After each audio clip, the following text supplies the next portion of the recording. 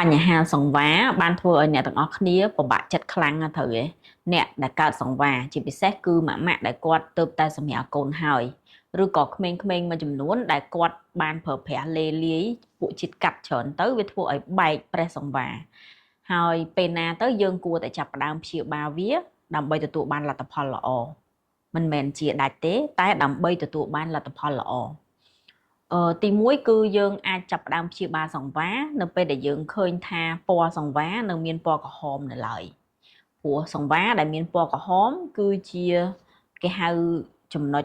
សម្គាល់ឲ្យយើងដឹងថាសង្វារនោះគឺនៅថ្មីសរសៃឈាមនៅខាងក្រោមនោះមានច្រើនហើយនៅពេលដែលយើងចាប់ផ្ដើមផ្ដល់ការព្យាបាលណាមួយទៅកន្លែងដែលមានសរសៃឈាមតូចៗច្រើននោះគឺវាមានលទ្ធភាពក្នុងការដឹកជញ្ជូននៅ growth factor ក្តីវីតាមីនក្តី